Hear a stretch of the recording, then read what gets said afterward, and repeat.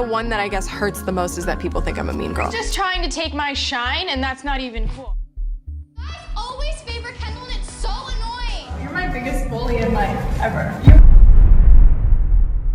On Keeping Up with the Kardashians, Kendall came across as the sister everyone connected with, the down-to-earth sister who was said to avoid fame and steadily build a career outside her family's drama. Yet, away from the cameras, Kendall has a different reputation, painting an entirely different picture. From reportedly mistreating staff and tossing money at them, to having whole restaurants emptied so she could dine alone, it's obvious she carries herself with a strong air of superiority. This is most likely rooted in her privileged background and the success that came from being born into influence. When you've never truly had to strive for anything, it's remarkably easy to look down on those who do. This is the story of how Kendall Jenner, while showing almost no effort, often looked annoyed and hardly trying, still rose from 2017 all the way to 2025 to become the world's highest paid supermodel for the last 8 years. Before diving into her modeling career, let's first look at why Kendall has been branded a mean girl. Her off-screen image is a stark contrast to the relatable young woman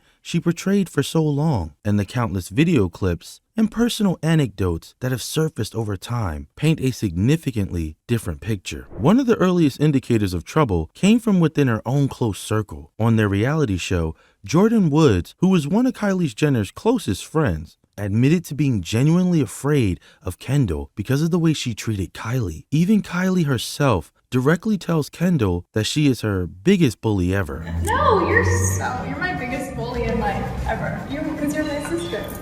And it's not difficult to see why this perception exists. Kendall has a reputation of making fun of her sisters, particularly Kylie. When Kylie's fast-growing lip kit brand was taking over the beauty industry, Kendall frequently downplayed her sister's success with subtle, cutting remarks, and admitting she used to be jealous of Kylie, but now apparently the roles have flipped. Fans took notice of Kendall downplaying her sister and said comments like, "Why is Kendall always hating? Kendall is so jealous." And every time I see a clip of Kendall, I'm reminded how annoying she is. She doesn't reserve this dismissive attitude only for her family. A report from Bustle says, Kendall candidly stated, "If someone is doing my eyeliner, it has to be exactly the same on both sides. Super straight. If there is a tiny little bump, it has to be fixed." Our family makeup artists are scared of me sometimes. And apparently, it's not just makeup artists who have experienced Kendall's demanding nature. According to a woman on TikTok who claims she often crossed paths with Kendall Jenner at upscale restaurants and exclusive events, shared that Kendall seems used to getting her way, and not only in social settings. Two kinds of celebrities in LA. There are the celebrities that just try to blend in with everybody else, and then there are the ones that just make everybody's lives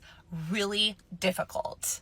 And to be honest, this girl was constantly making my life difficult, whether it was cutting the lines at the coffee shops or shutting down full establishments because she wanted to be there even though other people were already eating. Or my personal favorite was the time that it was my friend's birthday and we got a table next to the DJ, but she showed up and they kicked us out of her table. We got put in a table next to hers and we're taking pictures of the birthday party happening, and her security came up and started ripping phones out of people's hands because she wasn't 21 yet. She once casually boasted on the Ellen DeGeneres show about the numerous speeding tickets she accumulated and how she consistently evaded consequences by simply mentioning her family name. The cops would always be like, "Oh my gosh, I love your dad. I grew up watching your dad," or "saw him at coffee this morning."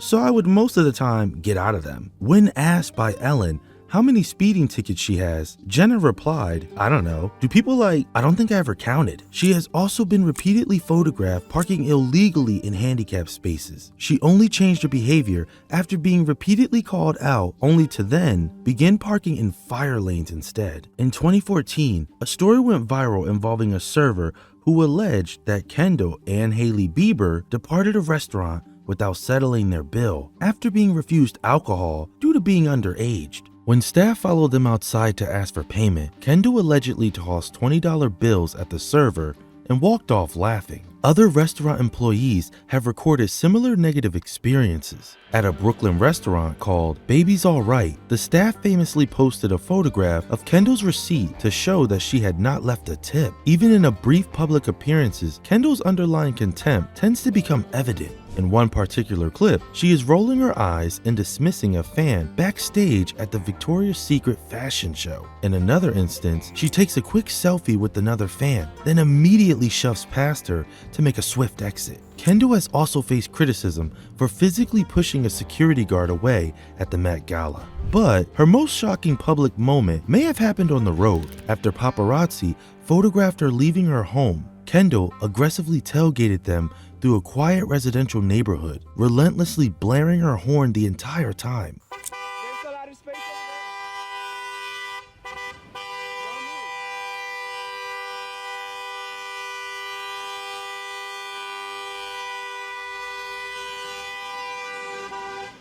Eventually, she swerved around him only to proceed with her honking and tailgating the car directly in front of her. Perhaps this is simply what transpires when everything in life is simply handed to you. If everything is handed to you before you've had to work for it, it's natural to start thinking you're entitled to it. And it seems she adopted that belief from a young age.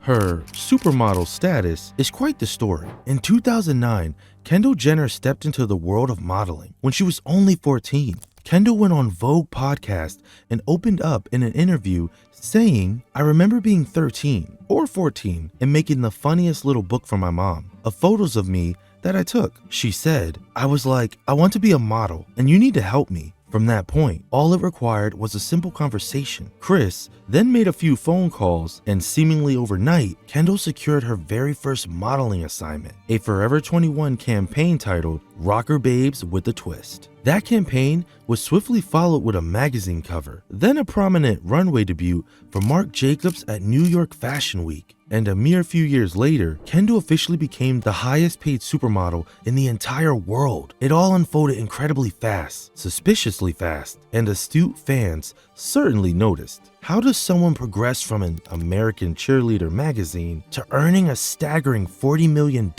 annually with such apparent ease? But Kendall doubled down on her narrative, confidently telling Andy Cohen that she was entirely self-made, even claiming she often left her last name off casting cards out of fear she wouldn't get hired because of her reality television star background, and how she went to every single casting and ran all over not only New York, but all over Europe trying to get a job and make my way. But later, in the very same interview, she undermined her own claim, acknowledging that Chris was the one who set her modeling career in motion. And Chris, for her part, makes little effort to hide this. At the Daily Front Row Fashion Awards, Kris Jenner publicly thanked photographer Russell James, saying, "Have really changed my daughter's life. Thank you for helping me make her dream come true." Clearly, this wasn't the story of a teenager passionately carving her own path. It was rather the story of a dream effortlessly handed to her on a silver platter. Kendall tries to present herself as a hard-working, ambitious newcomer, but that constructed image quickly crumbles once you genuinely examine the realities of her life. Even when her family made real efforts to help, Kendall couldn't bother to act like she was serious about it. In one episode, Kim enlists a professional runway coach to teach her how to walk gracefully, but Kendall completely disengages halfway through, shrugging dismissively and storming off while declaring she's bored and simply wants to go home. Kendall has always been upfront that fashion wasn't her calling. On the show, she revealed her main focus was sports, and instead, that without modeling, she'd be competing in the Olympics. She stated, "Honestly, I think I'd probably be in the Olympics, or going to the Olympics for horseback riding," the model revealed. "That was always my dream, horseback riding. It was this problematic combination of inherited privilege and a clear indifference toward the fashion industry that led her into considerable trouble after she made a critical remark about working models in an interview with Love magazine, where she stated, 'Since the beginning, we've been super selective about what shows I would do. I was never one of those girls who would do like 30 shows a season or whatever those girls do.'" Her comment was meant to sound exclusive and elite, but to many in the industry, it came off as entitled and tone deaf. Kendall bragged about turning down jobs, while the very models she seemed to mock were hustling non-stop just to pay their bills. Kendall's condescending comment directed at working models, coupled with reports of her being, on the verge of a mental breakdown after just 14 shows in 2017, immediately triggered widespread backlash from the entire industry. Kendall didn't just inherit a modeling career, she also inherited a level of detachment most models could never afford. And when Kendall does choose to accept jobs, she is widely known for not taking them seriously. According to People magazine, an insider revealed that Kendall frequently makes last-minute decisions about which shows she will walk in, and that crucial decision often hinges on her mood that particular day and the exact amount of money being offered.